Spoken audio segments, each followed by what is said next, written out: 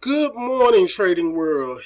It is just before 8 a.m. on November 19th, 2021, and this is my pre-market outlook.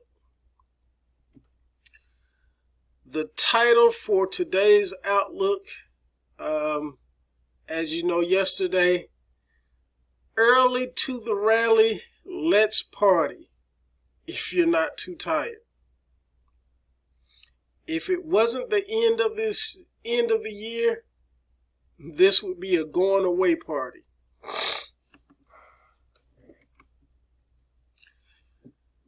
All right, looking back on yesterday, yesterday's pre-market, I was just a bit early to the rally, calling that I believe it was 467 area, 468, somewhere around there. And then Nvidia and Tesla stole the market. With both of those guys rolling over or dropping for a bit, it pretty much hijacked the market, and the market did whatever they did.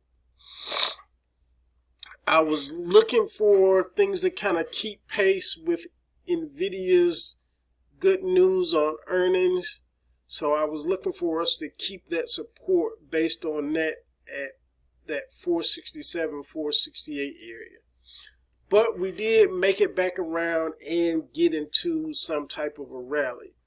But the market looks tired. And by the market looking tired, it just brings up the issue that there are way too few issues holding the market up opposed to many issues that could actually bring the market down.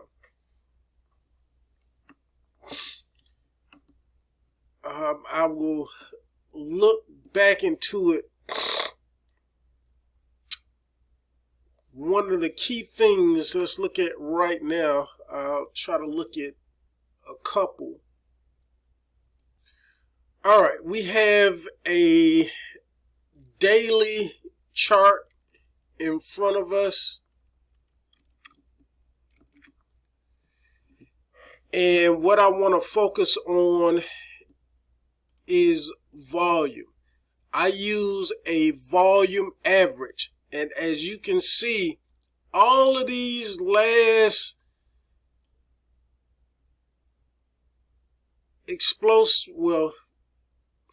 somewhat explosive move, or these moves to the upside, look at the volume. It is well below average. That is a bad sign when it comes to keeping up this momentum. Very well below average on 1, 2, 3, 4, 5, 6, going 6 days back. And then the last time we were actually at average volume, it was bear volume. So that's one thing.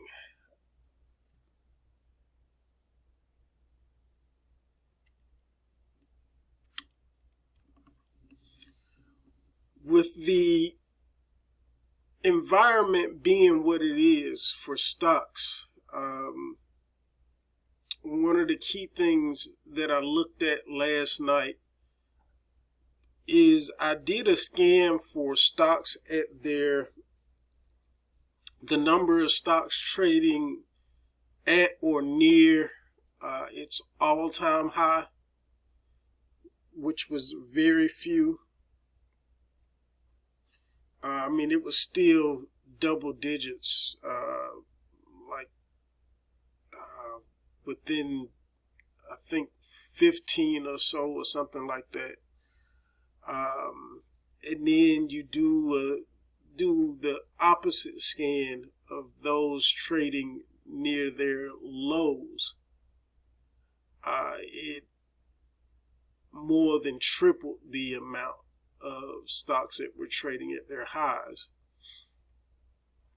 And that just goes to contribute that there aren't that many things holding the market together right now. And when you consider that, and you consider that there were basically two stocks that are holding the market at ransom, being Nvidia and Tesla. How long before the activity or the party goes away in those two stocks? And what happens from that point? Because the moment we lose activity, and Nvidia didn't fall back, it didn't completely roll over yesterday. It just pulled back to within its expected move area. And it sent the market reeling just from that minor bit of activity or sales activity. So when these stocks really get ready to roll over, where will the market be then? That's the risk, and those are the things that I'm thinking about right now. As the market looks so tired, because there's plenty of order flow at calls waiting to take us higher or at higher levels. But the moment it dries up, there's nothing behind it. So we're going to get these magnificent long drop candles because there's nothing behind that activity to hold us up. The pundits on TV would say a lack of liquidity in the market. And that's pretty much what's going on right now. So if it wasn't the year end, I would say don't be surprised if we come in gap down 20 on Monday. But because it's year end, and a lot of the big fund managers are trying to starve off anything so that they can collect bonuses for the quarter, the very few stocks that are up are staying up. And until those big funds decide not to hold it together with those few Nvidias, Teslas, there's a few more that just don't make any sense whatsoever. But the charts are just parabolic. They're straight up. Whenever that activity starts to fade, we could see a long ride down. Let's get into today's scenarios. I'm looking at what could be a battleground area today around the 468, mid 468, high 467 area. If we get down there and below, if we can break through and get down below that area, the bears will have temporarily control of the tape.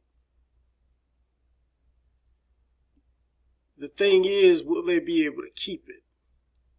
If they keep it, we can go for a long ride down. We could see 463, 462 area better today. So it's going to be real important to see what happens at that 468, 467 area on the SPY today. Scenario number one, we have a Trange day. And let me emphasize, the probabilities on today's scenarios are very, very close. It is so close that I'm not even going to focus on the probability. We need to be prepared for every scenario. You really have to pay attention to your momentum indicators today. Really keep an eye on convergence and divergence, because we could end up anywhere today. It could actually get wild to remaining pretty much tame today. So it's very hard to pick out what will happen. And that's the reason I'm not going to actually write the levels on the chart today, because more than anything, you have to pay attention to the indicators with the convergence and divergence, because we could end up on this Trange day, we could be anywhere between 471 all the way to 474. So with that being said, I don't feel comfortable pressing a certain level today because of how unpredictable order flow is in the overnight session. So these will be risky days ahead. So scenario number one, wherever we open, you could see a little more sideways chop. But once we do take off, there'll be no looking back until we get to somewhere between that 471 and 474 area. Again, it could get wild today. Wherever we reach midday, on the Trange days, we look for our sideways or midday chop. Pay heavy attention to your indicators or internals to see the divergence that should be happening here. And the second half of the day will bring us just as much of a powerful move down as we did coming up in the morning. That's scenario number one. Scenario number two, we could see a range day type structure. Remember how I told you there are many variations to the range day structure. We could see an expanding range. We could come out either way. We could come out to the upside and see and establish a range high around 470, or we could come out to the low side, which I pretty much suspect, and we're going to establish a range somewhere around in that 468 area before trying to pop up and go from there. On these range day scenarios, it is highly important, again, to pay attention to the convergence and divergence of your indicator. These variances on the range days are so hard to pick out. And with the order flow being as crazy as it is right now, there is no telling where we could end up. So this is one of those days I'm actually looking, it's more of what happens today tells me more about what to prepare for next week.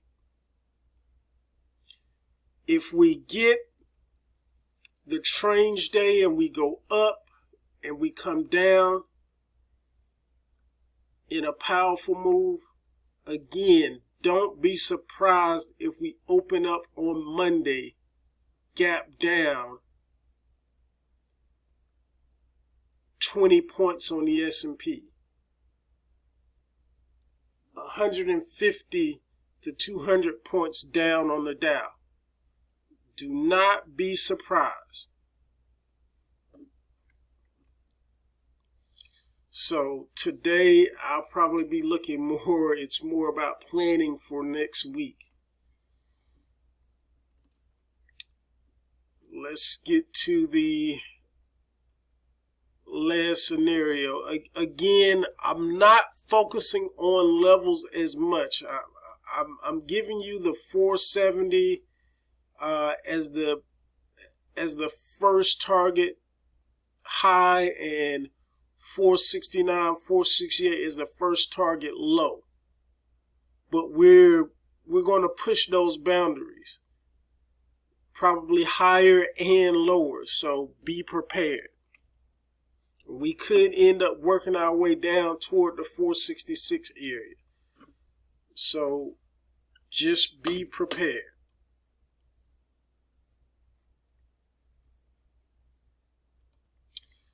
All right, our last scenario for the day would be a trend up day type of structure. However, it's starting to be more and more unbelievable to have this type of day with how tired the trading activity looks pre-market. But you never know how things will turn out. But on the trend day structure, we somehow have to get back above during the pre-market, get back above yesterday's close of 469.73 so that we can pull back towards it off of the gap up. And this is one of the reasons why it's hard for me to see a trend day happening now. But we pull back to support at that 469 area, yesterday's close. We would probably see additional sideways chop at that area based on how tired order flow looks. And if we could get it in gear, we would get that morning trend up.